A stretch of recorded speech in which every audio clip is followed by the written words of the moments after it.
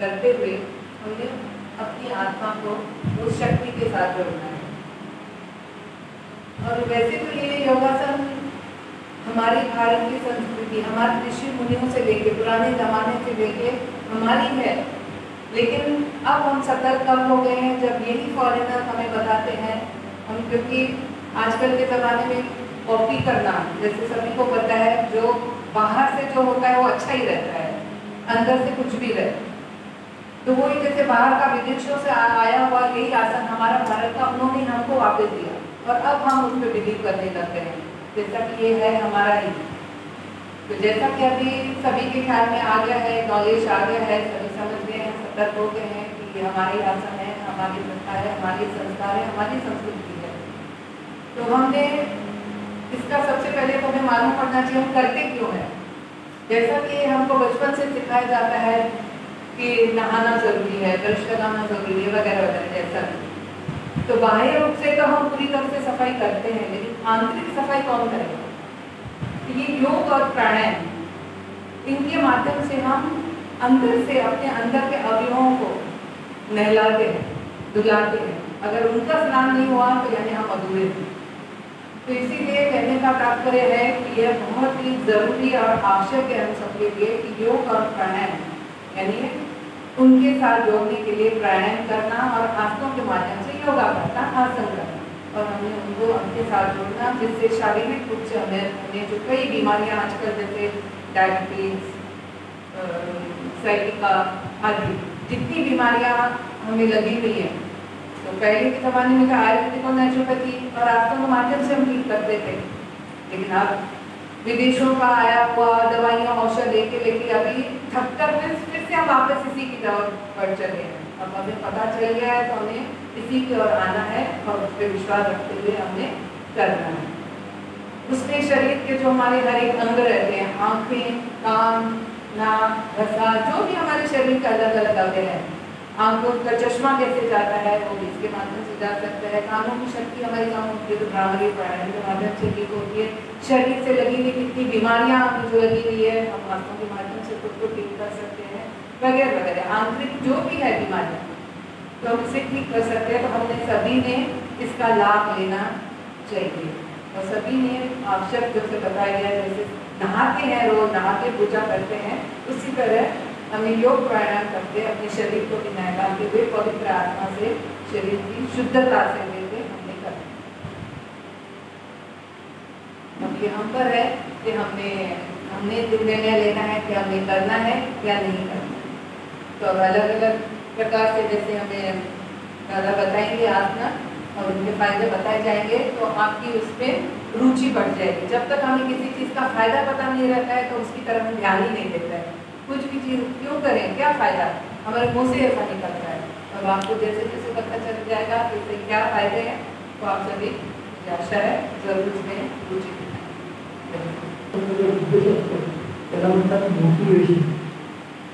प्रत्येक गोष्ट आपण करतोय ती करत असताना जर चांगली गोष्ट असेल, आपल्या ती काही कला आहे, चांगली गोष्ट आहे, ही कला आपल्या बुद्धीत ठेवणं हा त्याचा मुख्य भाग नाही, तर ती कला इतरांपर्यंत जाईल याचा जो प्रयत्न करतो त्याला म्हणतात मोटिवेटर। आणि आपण बघताय आपण इंटरनॅशनल लेवलवरती हा जो कार्यक्रम योगाचा आत्मा आहे हा इंटरनॅशनल लेवलवर होतोय आणि मोटिवेट कोणी केलं असेल तर आपल्या पंतप्रधानांनी त्याला मोटिवेट केलं। राष्ट्रपती संयुक्त राष्ट्रांमध्ये त्याला मान्यता मिळवून दिली। या सगळ्या जगभरात कार्यक्रम जगातले लोक येतात तेव्हा आपली ही नैतिक जबाबदारी होती।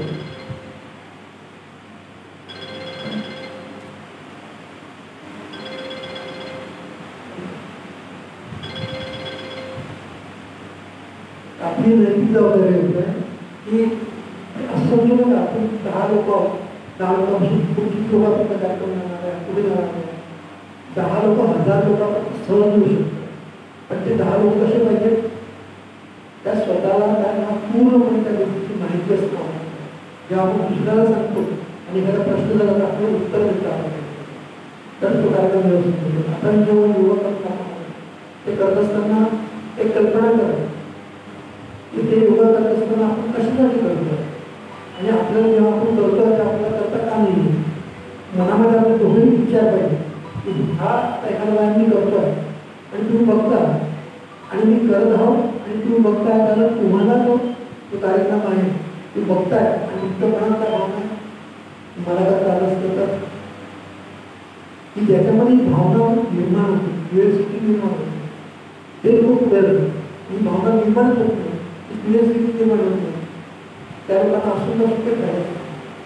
असे एक जरी असं असला की त्याच्याबद्दल स्वतःमध्ये क्युरियोसिटी आहे, त्यांनी ज्ञान करून घेतलं आणि ते ज्ञान स्वतःच ठेवत नाही, 100 माणसांपर्यंत ते ज्ञान दिलं तर त्याच्या खऱ्या अर्थाने ती व्यक्ती जी आहे ती मोटिवेट होते. आणि आपल्या कार्यामध्ये असे मोटिवेटर जास्तीत जास्त झाले. आपण गुरुप्रसादचं एक वाचन केलेलं आहे, पण त्या गुरुप्रसादमध्ये आपण काय वाचलं विचारायला कोण सांगतो?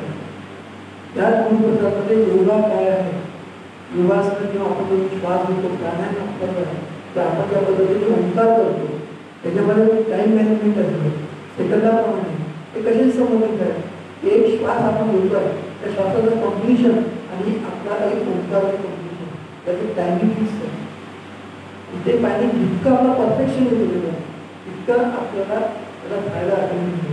तर तुम्ही योगासन व्यवस्थित करता, तुमच्या श्वासाची गती जी आहे ती व्यवस्थित नॉर्मल असते, बीट्स ज्या आपण म्हणतो त्या व्यवस्थित पाहिजे तेवढंच जातात, जास्त नाही कमी. आणि त्याच्यामुळे आपलं शरीर जे आहे ते ॲक्टिवेट राहतं आणि आपला कधी नेहमी असा आळस कंटाळा अशा प्रकारे दिसतो, ऑलवेज अपडेट. तर ती अवस्था आपण निर्माण व्हायला करायला वाटत असेल तरी तुम्ही जास्त काळजीपूर्वक करायचा बघा आणि इतरांपर्यंत पोहोचवा, हीच आजच्या विषयाची योजनांना करायची. तुम्हाला एकदा फक्त करून दाखवतो आणि आता आपल्याला 2 ते 3 करायचं. स्टॉप म्हणजे आपली स्टॉप बोलणं 2 वाजवलं स्टॉप बोलणं ठीक आहे.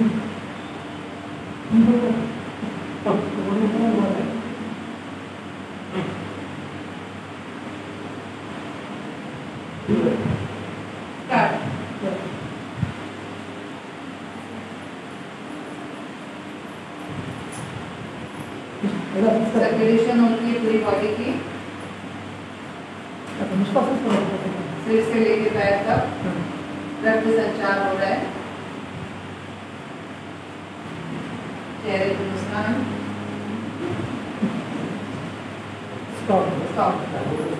आता हे आता काय मोकळे केलं आता जे करायचं एक करून दाखवतो मी तुम्हाला 2 गोष्टी करतो त्या पद्धतीने. आपण केलं काय नुसतं असं केलं तसं करायचं नाही. सगळ्यात पहिले आपण काय जे आहे कशा प्रकारे तुम्ही बघा ऑब्झर्व करायचं आणि त्याप्रमाणे करायचं. सगळ्यात पहिले तुम्ही करणार ते मुलं मनामध्ये मोजायचं, मी तर किती करणार आहे तर 20 वेळा मोजून त्याच्यात तुम्ही कसं करायचं 10 वेळा मोजून नुसतं असं त्यावर करत नाही.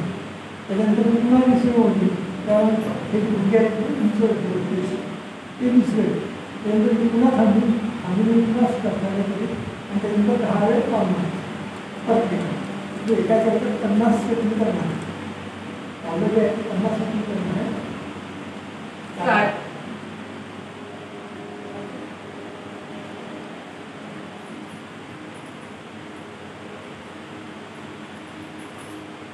फेफड़े मजबूत होते हैं,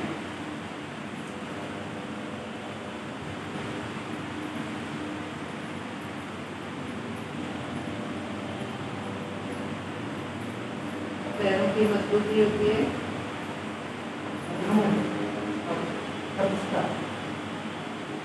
स्टार्ट.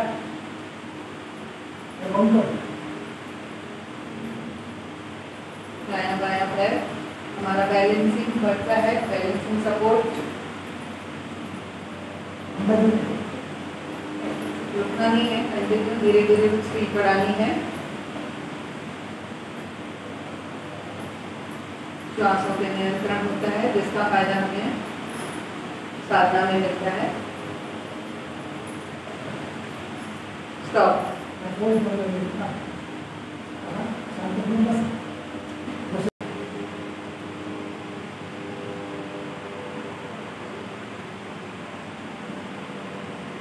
मांसपेशियां मजबूत होती है, हाथों का व्यायाम हो रहा है, हाथ मजबूत होते हैं, हार्ट भी मजबूत होता है.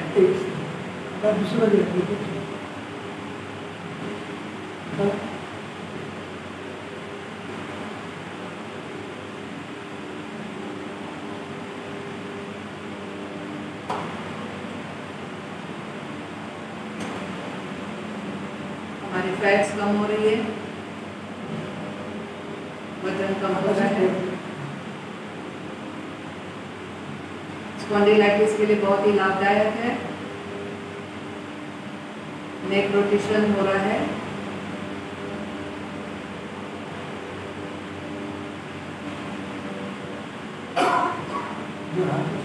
हाथ मजबूत होते हैं। बाइसेप्स मजबूत होते हैं। कंधे मजबूत होते हैं। सांस लेने की शक्ति बढ़ती है। प्राणायाम अच्छी तरह से कर सकते हैं।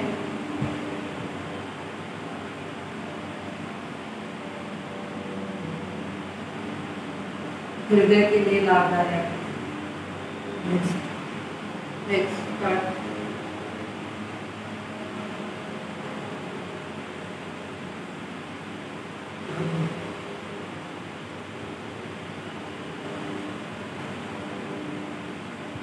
हमारी बाहों की फैट्स कम हो रही है।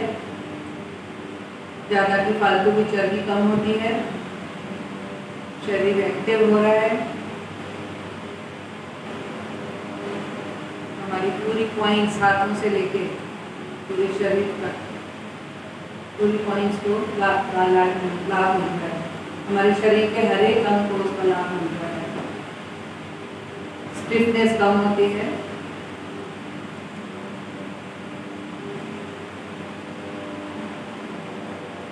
दोनों तरफ करने से हमारे कंधे मजबूत होते हैं। फ्लेक्सिबिलिटी बढ़ रही है।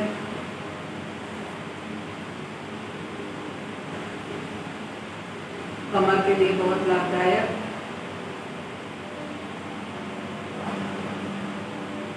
टांगों के लिए लाभदायक।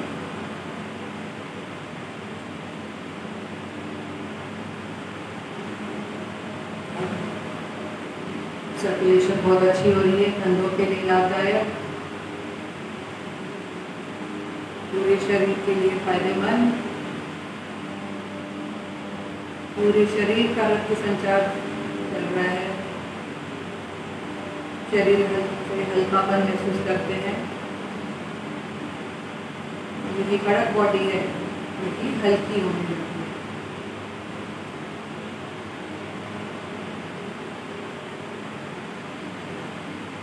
नेक के लिए, पीठ के लिए, कमर के लिए लाभदायक।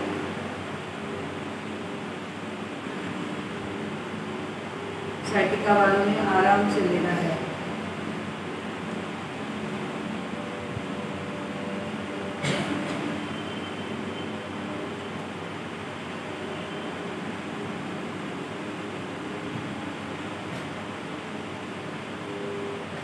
दोनों पैरों की शक्ति बढ़ती है। पैर मजबूत होते हैं।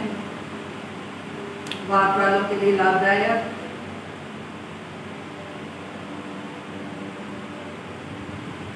कमर का लचीलापन बढ़ता है।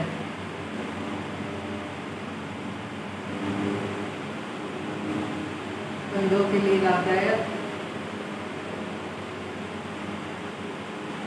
पूरी बाहों की सर्कुलेशन है।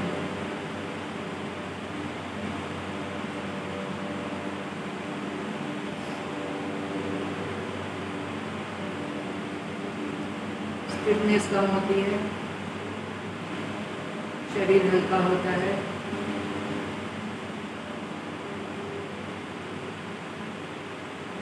पैरों पे प्रेशर बढ़ने की वजह से हमारे ब्रेन का पहला चरण, पेट की चर्बी कम होती है। पाचन संस्था सही रूप से काम करने लगती है।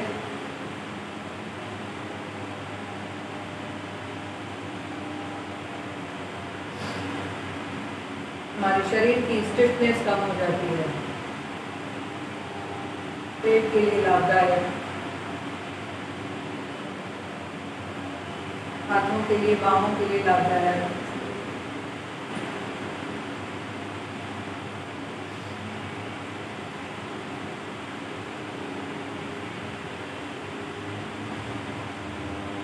सुप्त वज्रासन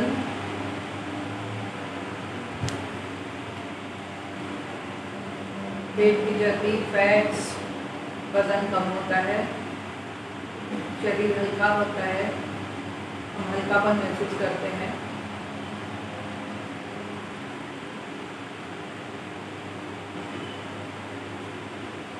धीरे धीरे एक एक पैर उठाना है।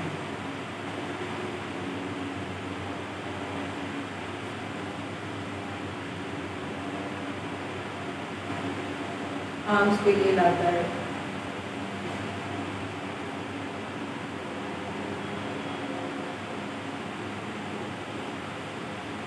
पैरों की सर्कुलेशन हो रही है, जो बैठने से उसमें थोड़ा कड़कपन आ गया था। कई बार ब्लॉकेज हो जाता है तो इसके साथ रक्त संचार सही रूप से चलने लग रहा है। और वज्रासन के बाद clockwise and clockwise, forward backward पैरों को चलाना जरूरी है। पूरे पैरों पे जितना प्रेशर पड़ता है, जितना पैरों से हम आसन करते हैं, वो पूरा हमारे ब्रेन की तरफ उसका लाभ मिलता है। मेमोरी बहुत अच्छी होती है। पूरी पॉइंट्स मिल रही है, पैर के तलवे, घुटने हल्के हो रहे हैं।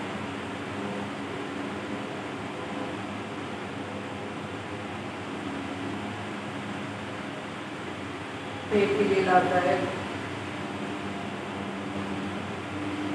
कंधों के लिए लाभदायक,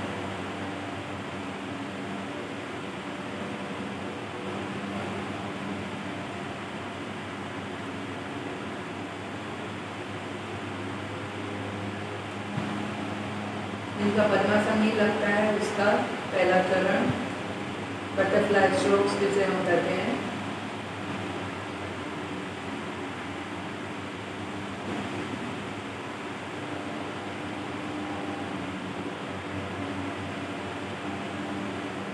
स्पॉन्डिलाइटिस के लिए बढ़िया आसन।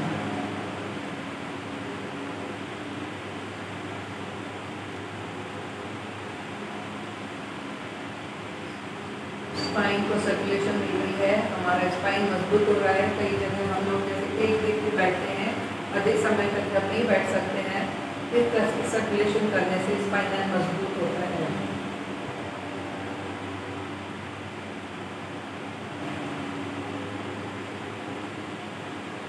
पूरी बाहें, स्पाइन लचीला होता है।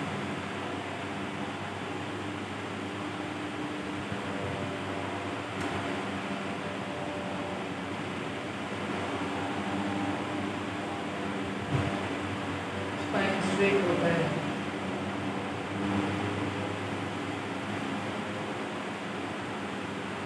उम्र बढ़ने की वजह से कई बार भी इसके नीचे के हम झुक के चलते हैं।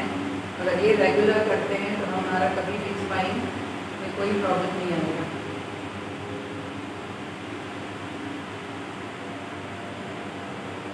बाइसेप्स के लिए, कंधों के लिए लाभदायक।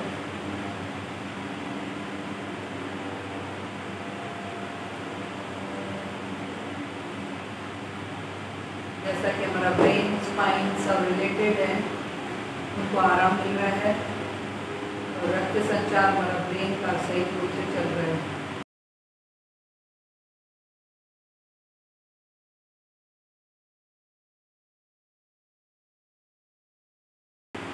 पहले एक तरफ लेटना है,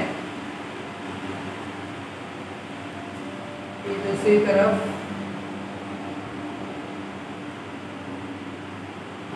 शरीर में हल्कापन महसूस होता है।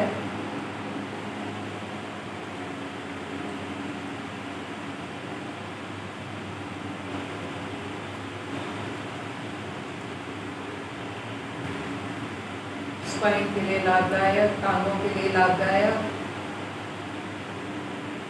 वात वालों के लिए लाभदायक।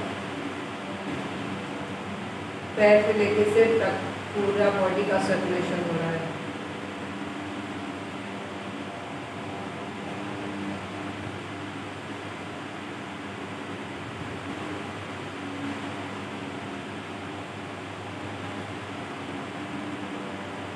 पैरों, पेट की चर्बी कम होती है, टांगे मजबूत होती हैं, आर्थराइटिस वालों के लिए लाभदायक,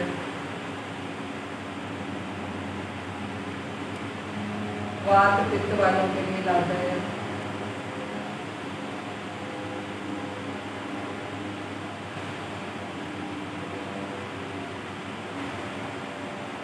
सबसे लाभदायक पेट के लिए और कमर के लिए फायदेमंद नौकासन। नौका का पोज बना हुआ है।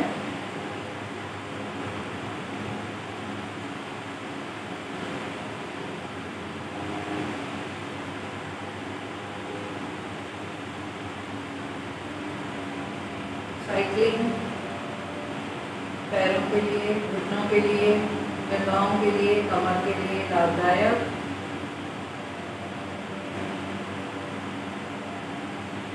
पेट की चर्बी भी कम होती है।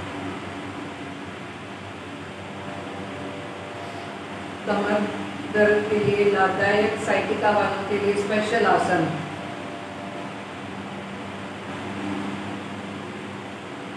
कमर मजबूत होती है।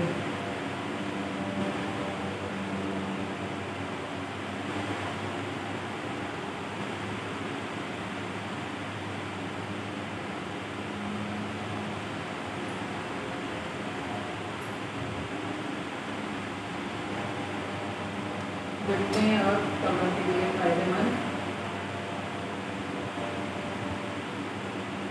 टांगें हल्की होती हैं और स्टिफनेस निकल जाती है।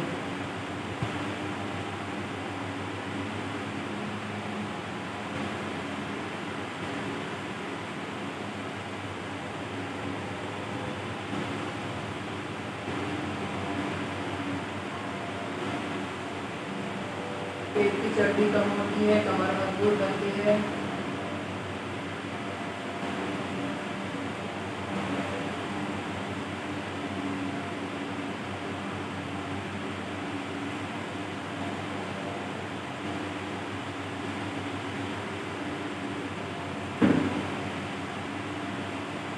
खास करके पेट की चर्बी कम होती है, कमर दर्द कम होता है। साइटिका वालों में धीरे धीरे करना है। टांगें मजबूत होती हैं। टांगों का कड़कपन खत्म हो जाता है।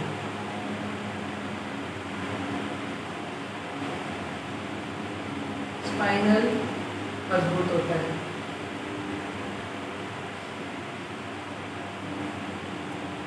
कमर लचीली बन रही है।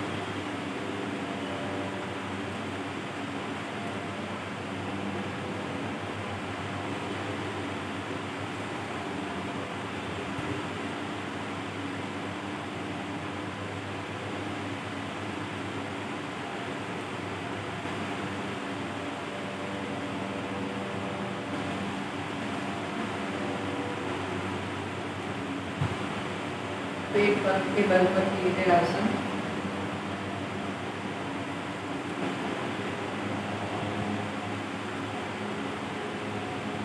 भुजंगासन का पहला चरण। स्पाइनल मजबूत हो रहा है। हमारे कभी भी स्पाइनल नीचे की ओर झुकता नहीं है बड़ी उम्र होने के बाद।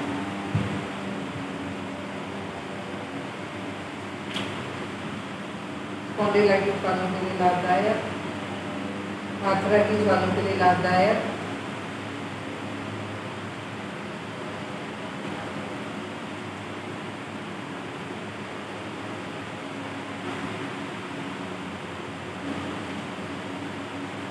रिलैक्सेशन कोर्स, पूरे शरीर की थकान निकल जाती है। हमारी हृदय गति आराम से चलने लग जाती है, नॉर्मल ब्रीदिंग चलती है, रिलैक्स हो जाता है पूरा शरीर।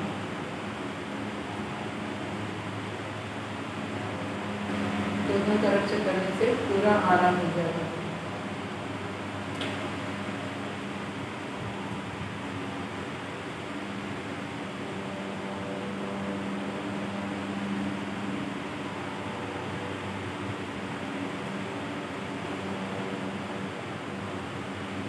भुजंगासन में करते हुए उठने से पूरा शरीर। पद्मासन का ये फाइनल कोर्स। श्वास ले रहे हैं, छोड़ रहे हैं, ले रहे हैं, छोड़ रहे हैं, तो हमें साधना में, मेडिटेशन में इसकी बहुत बड़ी मदद मिलती है। हमारी हृदय मजबूत होता है, फेफड़े मजबूत होते हैं, हमारी आंतरिक शक्ति बढ़ती है।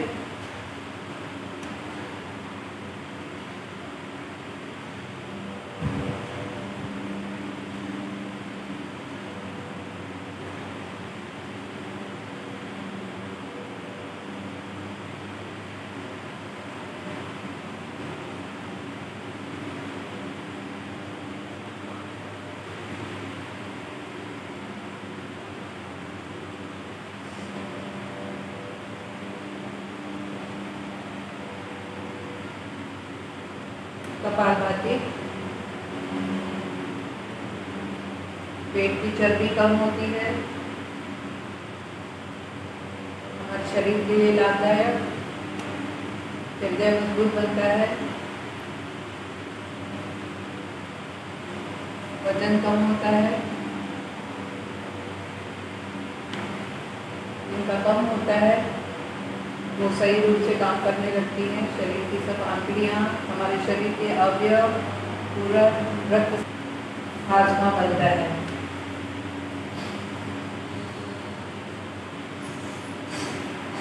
श्वास जो सबके जरूरी है,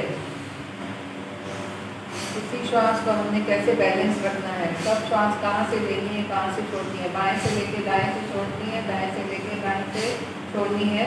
यानी हमारा सांसों का नियंत्रण हो जाता है। जैसे पहले के ज़माने में ऋषि मुनि समाधि लगा के बैठते थे, ये उनके लिए एक शुरुआत थी।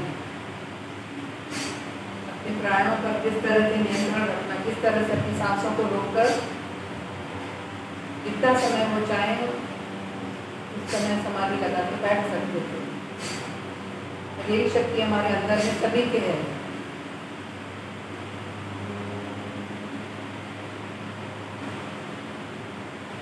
भ्रामरी प्राणायाम,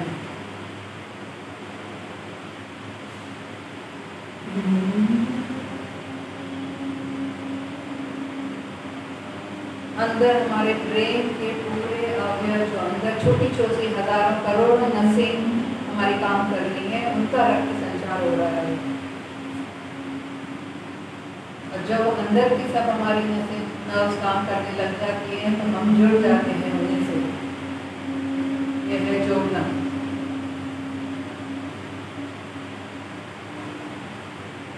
आंखें, भौहें, कपाल, रसा, नाक, सब आंतरिक हमारी आवाज निकल रही है, सब जुड़ रही है। कपाल जहाँ पे हमारा तीसरा नेत्र खुल जाता है, जैसे शिव जी का बताया गया है कि ये नेत्र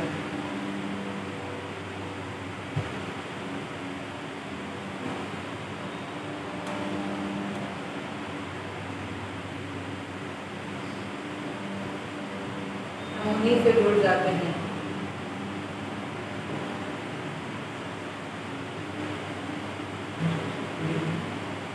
पूरे हाथों पर जब इसका बैलेंस हमारा पूरे उंगलियों पर, पूरी नसों पे जो हमारे शरीर से जुड़ी हुई हैं, इसका फायदा हमारी ब्रेन की तरफ पहुंच रहा है। पूरी शरीर की नसें हमारे हाथ और पैरों से जुड़ी हुई है, पूरा सर्कुलेशन हो रहा है, हाथ मजबूत हो रहे हैं।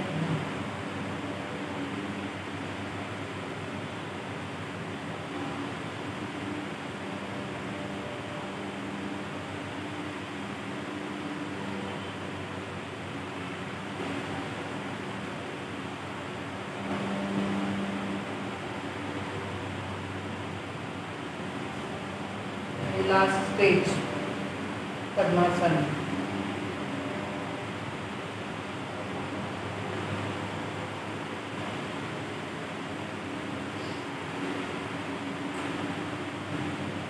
ये ऋषि मुनि पहले इसी तरह से करते हुए आसन लगा के बैठते थे साधना के लिए।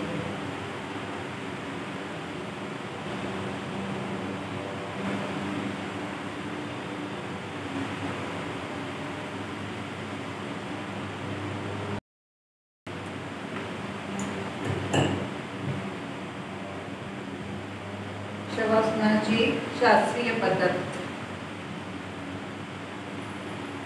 एक तरह का ये योगोपचारी है. भूमीवर शवाप्रमाणे वर तोंड करून झोपून राहणे म्हणजे शवासन होय. डॉक्टर के दाते, मुंबई, हृदयविकार तज्ञ म्हणतात, our studies have shown that Shavasana is an excellent exercise for reducing high BP which prevent heart trouble. Shavasana करताना लक्षात ठेवावी 6 तत्वे. पहिला, शरीराची स्थिती उताने पडून राहिल्यावर 2 पायातील अंतर 30 डिग्रीचे 1 फूट असावे, म्हणजे प्राणवायू किंवा शक्ती कमी खर्च होते. दुसरा, प्रवाहात ठेवताना बोटे अर्धवट उघडलेली, कोणताही ताण नसावा. तिसरा, मंद श्वास घेणे व सोडणे यावर लक्ष द्यावे. चौथा, श्वास घेताना फक्त पोटाचा भाग खालीवर हलावर, इतर भाग हलवू नये. पाचवा, श्वास घेताना थंड वारा आत होत आहे व सोडताना उष्ण वारा बाहेर सोडित आहे, यावर लक्ष द्यावे. 6, शरीर व मन अत्यंत निश्चल करावे. स्नायूंची हालचाल बंद करावी. 40 मिनिटे शवासन केल्यावर आपल्या श्वासाची गती 1 मिनिटात 18 पर्यंत जी साधारणपणे असते ती 6 ते 7 पर्यंत आली पाहिजे. मन निर्विचार केल्यास किंवा फक्त एकच विचार 40 मिनिटे चालू ठेवल्यास गतीत फरक होतो. ज्याला 10 वर्षे झोप नाही त्याला 10 दिवसांच्या अभ्यासाने झोप येते. नर्वस स्टेबिलिटी कमी होते. मन बळकट व दणकट होते. इडा व पिंगला या चांगल्या होऊन मानसिक संतुलन प्राप्त होते. स्नायू शिथिलता जन्य कायिक व मानसिक विश्रांतीमुळे भावनाचा तणाव शांत होऊन मानस रोग, न्यूरासिस, रक्तदाब सर्व बरे होतात. शवासन करण्याची पद्धत, जमिनीवर उताने निजावे, उशी घेऊ नये, डोळे बंद, शरीर निश्चल, दोन्ही पायामध्ये 30 डिग्रीचे म्हणजे 1 फूट अंतर असावे. दोन्ही हात उताने ठेवून शरीरापासून 6 इंच दूर ठेवा. बोटे सेल सोडून शरीर निश्चल करावे. कोणताही ताण नको. मनात दृढ संकल्प करावा की शवासनाने माझे स्वास्थ्य अत्यंत चांगले स्वस्थ होत आहे. मला कोणताही शारीरिक व मानसिक विकार होणार नाही व मी शतायू होईल. दुसरा, सावकाशात श्वास घ्यावा व सोडावा. मनाला श्वासावर केंद्रित करावे. श्वास घेताना सोहम व सोडताना हम मानसिक जप करावा 8 मिनिटांसाठी. तिसरा, मनाला निर्विचार करण्याचा प्रयत्न करावा 1 मिनिटांसाठी. और चौथा, आता शरीराचे 65 भाग